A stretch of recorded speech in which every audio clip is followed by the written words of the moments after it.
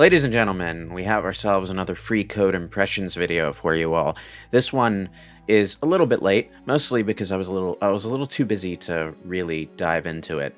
As it is, the gameplay that I'm showing isn't as far into the game as I was hoping to get. But this is Kena, Bridge of Spirits. I probably mispronounced that terribly because I'm not sure if it's Kena. I think it's Kena. In any case, this is a game about a girl who is a spirit guide, and she's basically in region whose name I don't know or remember because there's a spirit, and a restless spirit that's not going where it should be going, and it's poisoning the land. And there's not a lot of story set up for this. You're basically thrown right into it at the very beginning of the game. She shows up in a cave, fights some monsters, meets the spirit, and they sass her, and the chase is on. That's the story. It's a very video gamey kind of opening for something as cinematic as this, but it works, I think. I prefer games just getting right to the action rather than you wake up in your bed and now let's do a 2-hour-long tutorial to make sure you know every button. You basically described Ocarina of Time there, but yeah,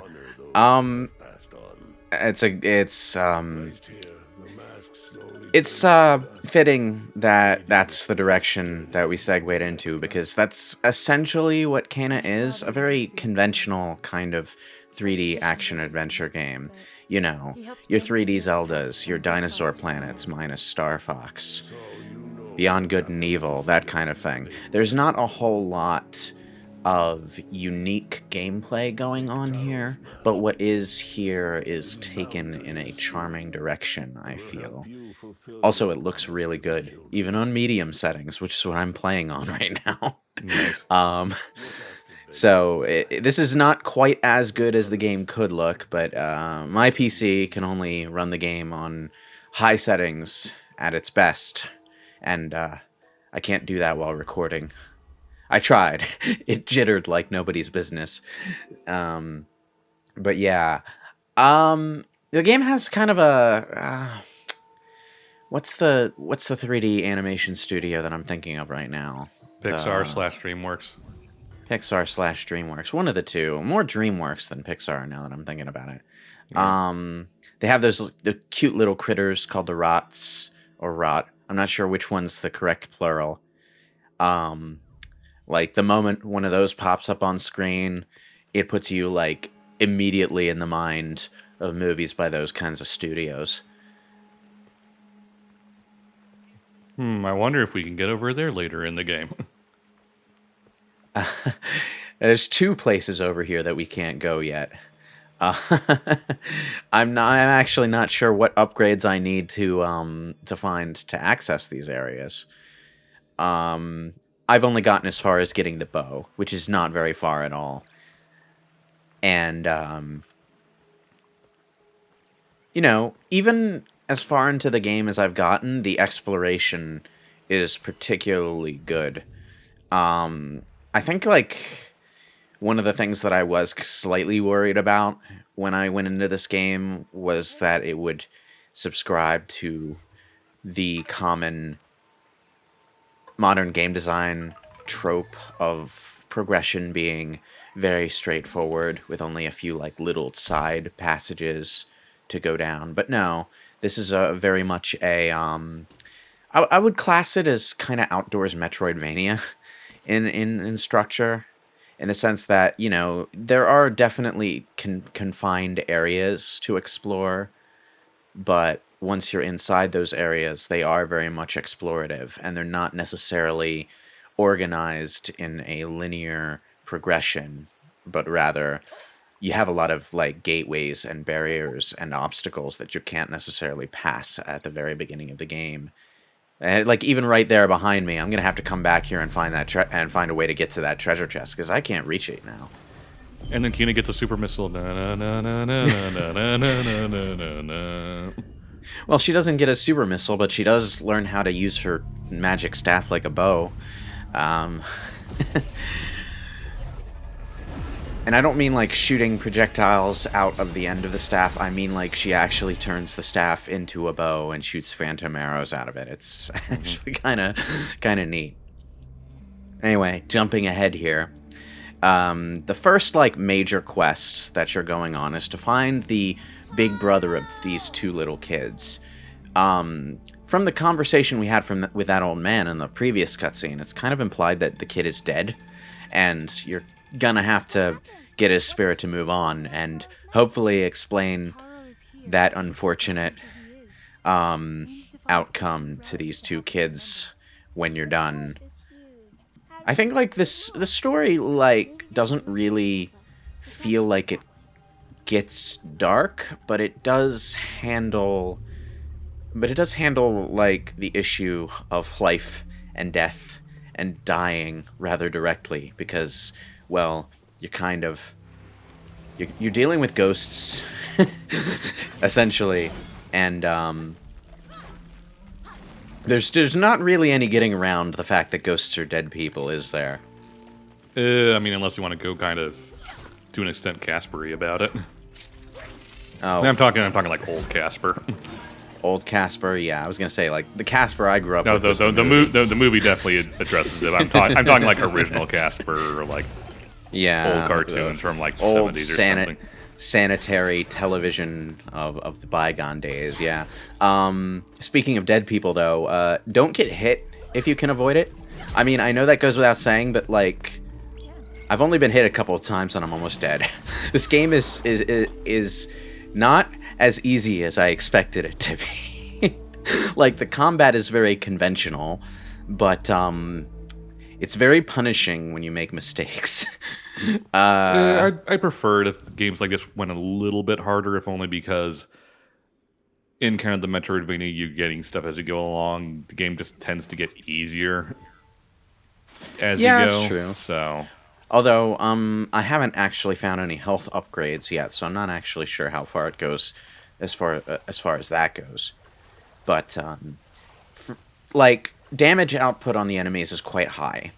And, healing in the middle of combat is actually rather difficult. You know, apart from your basic lock-on melee combat and eventually the bow for ranged combat, you have the rots, or rot, whatever the plural is. These little critters. But they're little cute, little, you know, baby-eyed cute things, so they're not exactly like the bravest things in the universe. You have to score hits on the enemy in order to build up their courage. And once their courage is built up, the little meter down in the corner fills up and becomes a golden circle. Then you can perform exactly one action with the rot. That action can be sending them to an enemy to bind them in place for a little while, doing a bit of damage and keeping them out of your hair for a couple seconds. Or you can do a big fuck-off special attack once you've unlocked that particular upgrade. I'm going to be using that on the boss in a little bit. Or you can send them to a special glowy blue flower that is often somewhere in the background of any given battle arena. There are a limited number of these, 1 or 2 per battle, usually. And if you send the rot to one of those, you've essentially used your rot action to refill your health to full.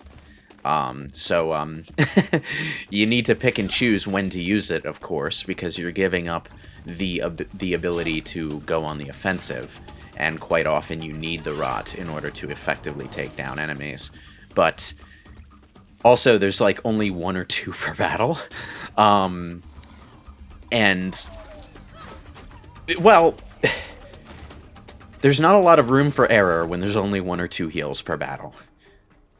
You also don't want to, like, jump the gun and use it by accident when you're only at half health, because then you've wasted it on a half heal when you could have used it for a 3/4 heal. I've died a few times because it gets a little, it's like, it's a very basic decision to make, but I like the fact that it's there. Also, the rot are used for puzzle solving and interacting with the environment. For example, this broken bridge here. For the record, the rot cannot hold this bridge up forever, so If you get halfway across the bridge and then realized, oh, I forgot to go check out that side path and I'm probably not going to be able to go back, and then you turn around, they're going to drop the bridge before you get back. You idiots, I'm trying to help you. Yeah. So that was one of the things that was in the outtakes for this video. But yeah, the graphics, I love the look of this game. Like, it's not just the fact that everything is all DreamWorks-y, but the environments are also very, very, very detailed.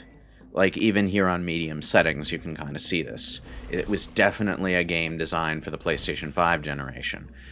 And, I'm playing this on PC, by the way, but, like, there's a lot going on in any given environment, and then when you brush up against the plants, they react to you brushing up against them, and that's constantly happening. The game is always in motion.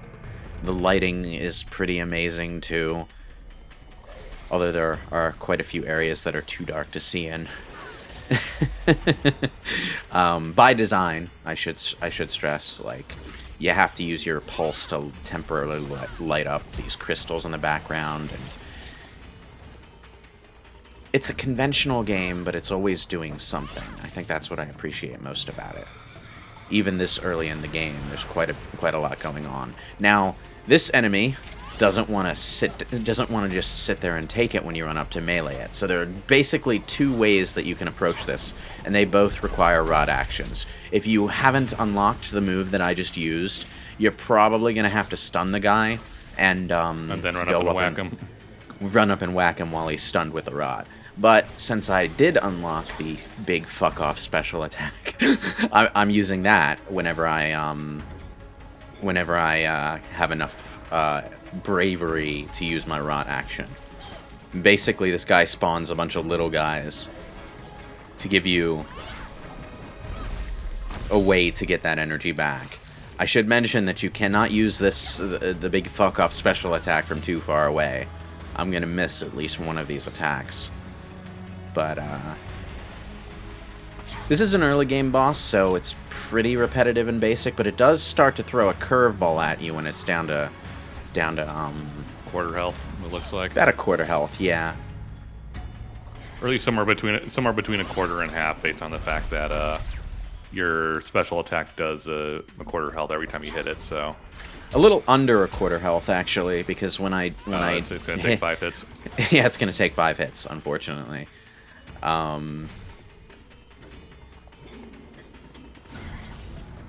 Those little golden orbs also give the rot their courage boosts. Yeah, so if an enemy happens to drop those, go get them. Or use the rod action and then pick one up, depending. Here we go. It's gone a bit crazy now. Ouch. And now I'm almost dead, so I need to heal. So I need to waste another rod action in a battle where I need those. Also, it starts spawning the bigger guys that take a bit more damage and are a bit harder to dodge. I should mention that I've been mostly avoiding the attacks out of habit, but in quite a few battles, the enemies will combo attack you, and the dodge roll isn't necessarily the most efficient way to deal with that, because a lot of the time you'll roll out of the way and then they'll hit you on their second swing instead of their first. So I would recommend getting used to using the shield, which I have, like, pushed the button a couple of times, but I haven't, like, used it intentionally in battle. The shield has, like, it's good for damage protection, but there's also a parry mechanic attached to the shield, where if you shield at the last moment, it causes the opponent to recoil.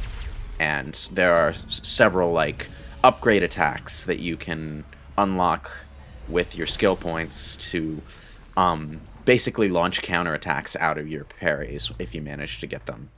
So there's stuff to uncover here as far as the combat system is concerned. I haven't spent quite enough time at the game to be good at it, but I'm actually quite excited to dig into it once I have the time. It's yep. I've only got Couple of a skills. couple of attacks, yeah. And then when you get the bow, you get unlocks like you can press a button to very briefly slow down time while you're aiming the bow, that Yeah, sort of the thing. usual focus maneuver for bows, yeah. Yeah. I was going to include combat footage of the bow, by the way, but the Elgato did that thing where it freezes on a frame and just continues to record the audio. So I didn't get that footage, unfortunately. But I can't explain how the bow works because we're about to get it now. The bow is, well, since it's just her staff and she fires spirit arrows out of it, the bow has 4 arrows charged to begin with. And after a few seconds after firing, it will recharge a single arrow. So you can fire 4 arrows off rapidly, but if you empty it, it's going to take some more time to recharge. But if you just fire 1 arrow every few seconds, it tends to keep charged faster, so you can use it more consistently that way. It depends on what the situation in battle is. As soon as they introduce the bow to the game, they start introducing enemies that will attack you from range up in a tree or from across a ravine, that sort of thing, so you will need to mix the bow into combat. But, unfortunately, I haven't gotten far enough into to see how they integrate that into the gameplay in the long run. Fair. But, you know, it's a bow. You shoot things. Yeah, it operates as a bow does. You don't hold the button for very long, the arrow won't go very far, that kind of thing. So, Still help Taro, Rusu. There's a relic covered by the corruption at your house. But I need a way to break through. I'm sorry. I'm tempted to watch the cutscenes whenever they come up because they just look and sound so good. The acting is very nice. I will definitely give them that. But I think what really works for me is the face animation. Even outside of the cutscenes, when you're talking to like the little kids, and it's more of a static kind of cutscene, the facial animation is always on point, and I appreciate that because there are a lot of games that cheap out at that point in the presentation. You mean the opening and closing single mouth animation? Or, well, yeah, that too, but even something like Horizon Zero Dawn had a kind of slightly wonky face animation for those kind of cutscenes. Like, there was animation there, but it wasn't, like, good animation. Everyone's face just looked a little wrong, you know? Or they were smiling in a slightly odd way, that sort of thing. I love the idea of just like psychically turning the magic spirit staff into a bow with a fake energy string shooting fake energy arrows. Yeah, at the very least, it explains how our main adventuring hero can use all these weapons without and still carry them on their back and not be encumbered and stuff. Yeah, it's always true, yeah. It's like, how does Link carry all those things around with him? Well, that was Kena Bridge of Spirits. Charming, conventional, but, you know, sometimes that's all a game needs to be. I don't really knock the game any points for not doing anything particularly unique. In this age of massive open world games, I just want some. I can get down with like your Zelda style kind of game where it's just you go around, you do some stuff, adventure ho, and not massive open map with tons of little doodads to get. As much as we all like Breath of the Wild, I think it would be exhausting if every game was that. Yes.